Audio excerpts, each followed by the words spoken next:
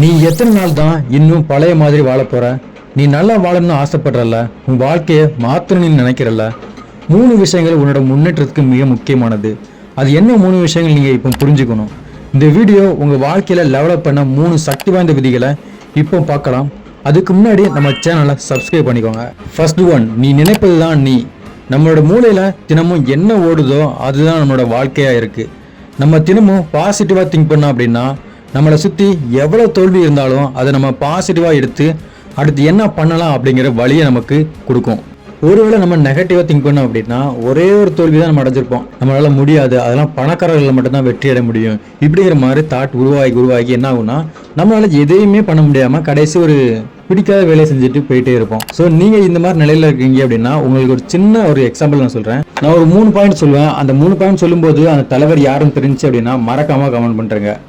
ஒரு செருக்கு கட்ட உரிமையாளரோட மகன் தன் குடும்ப கஷ்டத்துக்காக சிறு வயசுலேருந்து தெருவா பேப்பர் போட்ட ஒரு பையன் தன்னோட உயர்நிலை படிப்பை முடிக்க முடியுமா அப்படின்னு யோசிச்சு மேல்நிலை படிப்பை நம்மளால படிக்கவே முடியாதுன்னு அதிகமாக சிந்திச்சு இன்னைக்கு உலகத்தை அதரவிட்டவர் தான் ஏபிஜே அப்துல் கலாம்.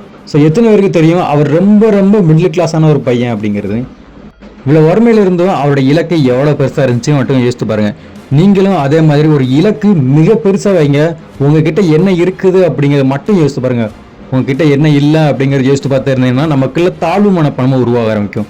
ஸோ அதனால தான் இலக்கை தீர்மானிங்க. அந்த இலக்குக்காக தினமும் கனவு காணுங்க.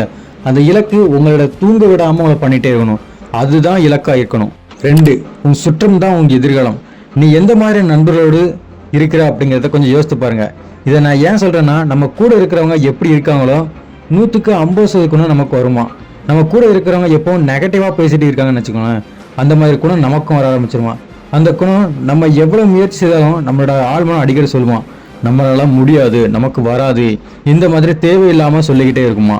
இப்படி சொல்லும்போது நம்மளால ஒரு சின்ன வெற்றி கூட சாத்தியமே கிடையாது. நீ வெற்றியாளனா மாறணும் அப்படின்னா உன்னோட சர்க்கிளை கண்டிப்பாக மாற்றி ஆகணும். பாசிட்டிவாக திங்க் பண்ணுற மக்கள் கூட அட்டாச் ஆகணும். வளர்ச்சி அடைகிற மக்கள் கூட இருக்கணும்.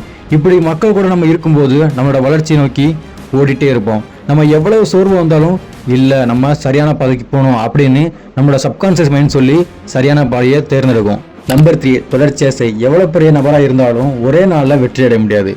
எவ்வளோ பெரிய திறமைசாலியாக இருந்தால் கூட அவங்க தினந்தோறும் அவங்களோட இலக்குக்காக முயற்சி செய்யலை அப்படின்னா கண்டிப்பாக அவங்களும் தோப்பாங்க. ஆனால் இந்த ஒரே ஒரு நபரை மட்டும் தோக்கடிக்க முடியாது. அவங்க தான் தொடர்ச்சியாக செய்கிற நபர். அந்த நபருக்கு எந்த திறமையும் இல்லாட்டி கூட பரவாயில்ல, அவங்க தினந்தோறும் செய்யும்போது அவனோட இலக்கை அடைக்கான சக்தி அவங்க கிட்ட வர ஆரம்பிக்கும். இது எவ்வளோ நல்ல மாற்றம் தெரியும் அப்படின்னா ஒரு 90 நாளில் அவங்களுக்கு உள்ள பெரிய மாற்றத்தை கொண்டு வரும். நீங்களும் அதே மாதிரி தான் ஒரு விஷயத்தை தீர்மானிச்சிட்டிங்க அப்படின்னா கன்சிடென்ஸாக ஃபாலோ பண்ணுங்க. உங்களுக்கு வராதுன்னு சொல்லலாம் சுற்றி இருக்காங்க அப்படி சொன்னால் அவன் எனக்கு வராது அப்படின்னு அக்செப்ட் பண்ணிட்டு அவங்கள மூவ் ஆன் பண்ணிட்டு அவங்களோட இலக்குக்காக தினமும் 1 மணி நேரம் செலவழிச்சு நீங்கள் ஒரு இலக்கை அடைஞ்சிடலாம். ஸோ இதை ஃபாலோ பண்ணுங்கள். இந்த 3 ரூல்ஸில் எந்த ரூல்ஸ் பெஸ்ட்டாக இருந்துச்சு அப்படிங்கிறத மறக்காமல் கமெண்ட் பண்ணுறேங்க.